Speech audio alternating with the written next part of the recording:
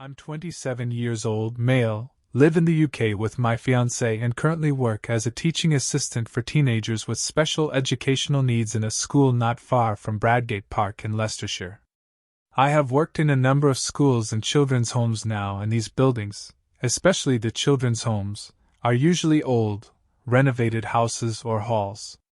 This particular story happened in 2013 when I had just started working as a support worker at a care home for teenagers and young adults, 18 to 30 years old, with autism, brain damage and challenging behavior.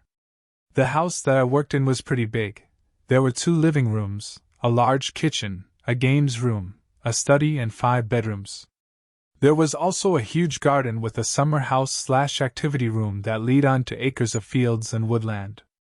I had been working there for about 3 weeks and primarily worked the waking night shift.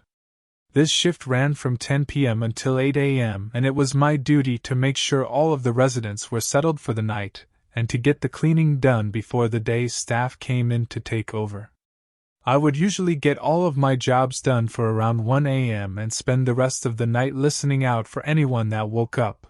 I would watch TV, read my university course books, or sometimes just play games on my phone once I was finished. The residents usually slept all night.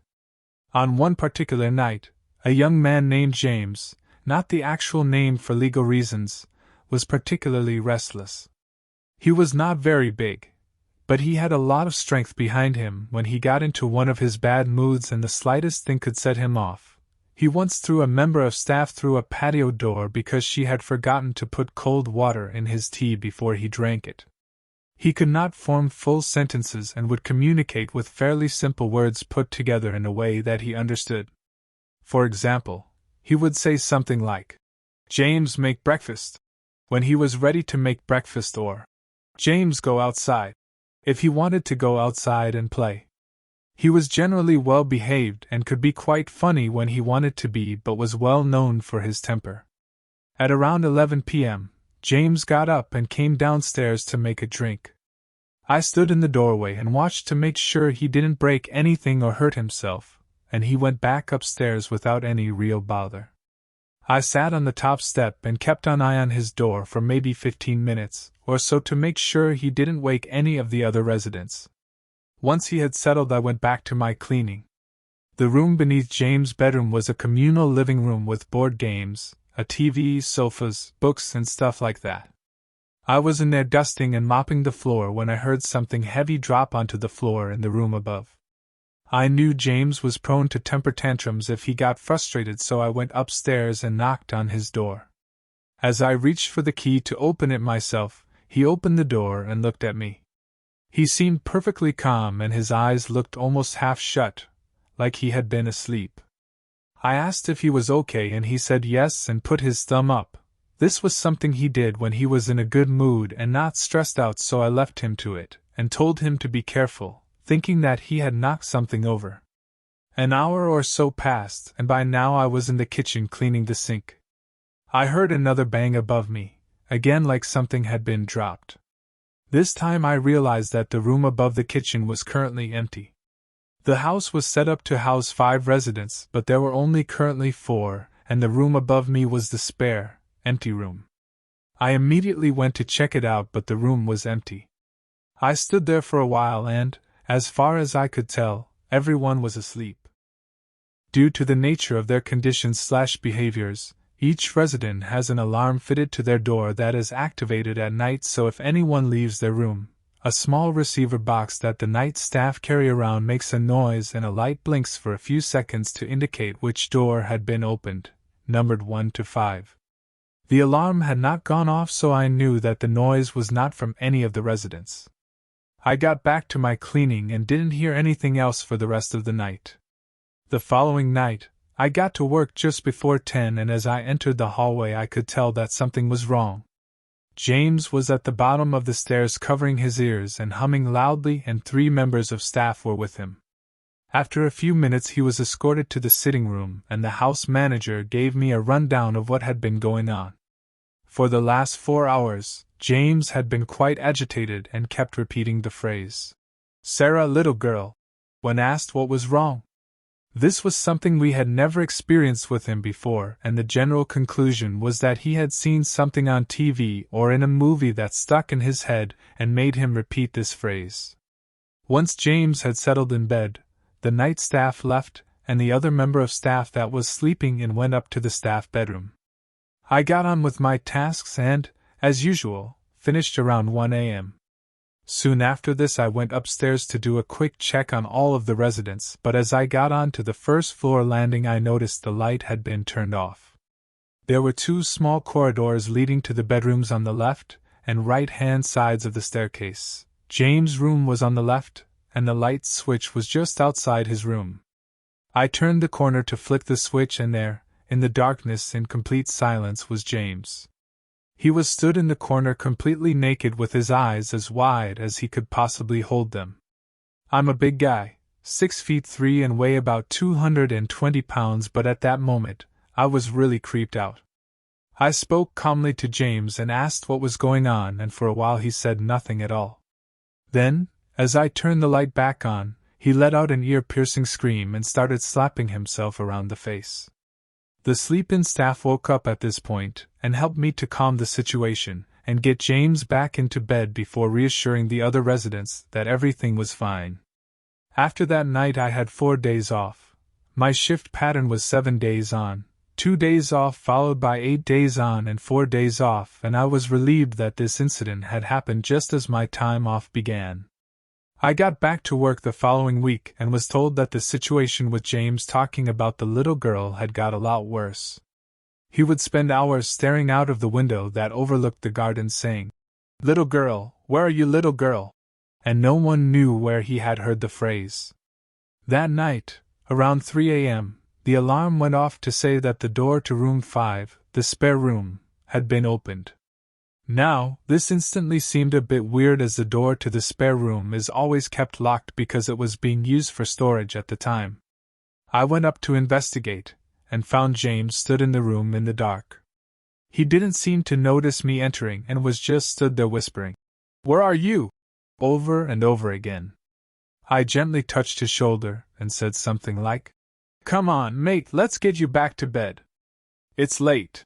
James turned around and started heading back to his room, and for a second I was relieved.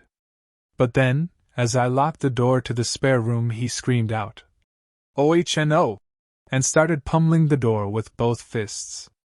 As he did this, the alarm went off to indicate that the front door had been opened. The only people with a key to the front door were myself, as the night wake staff, and the house manager. The door has 4 locks on it, 2 that require a key and 2 that require electronic ID cards.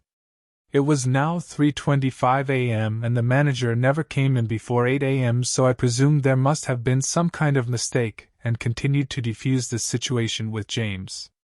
He finally calmed down and went back into his room, so I went downstairs to check the front door. To my surprise, it was wide open. I shut it immediately and started checking every room in the house in case someone had got in. I then checked on each of the residents to make sure they were all still in the house. Everything was fine. The next night, everything was calm until around 2 a.m. when one of the other residents, Connor, got up and said that someone was tapping on his window. I guessed that he must have just been dreaming, as his window was on the 3rd floor of the house and was at least 25 feet from the ground. I went back up to his room with him to reassure him and checked his window. Sure enough, it was shut, and the security lock that prevents it from opening wide enough for someone to fit through it was still sealed.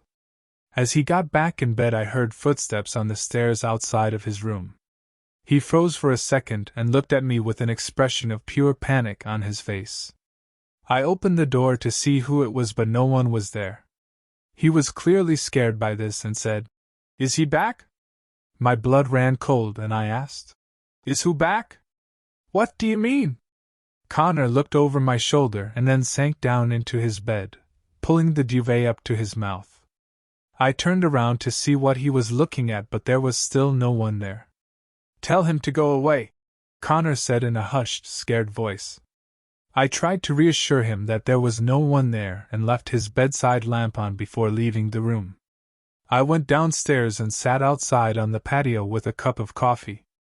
It was the middle of January and around -2 outside, but I felt like I had to get out of the house for a while. After about 40 minutes, I went back inside and washed my cup in the sink, dried it, and put it back in the cupboard. Beneath the cupboard was a locked, secure drawer where all of the sharp knives are kept until needed. The drawer was opened slightly. This was, obviously, a major issue as none of the residents were allowed access to the knife drawer without supervision.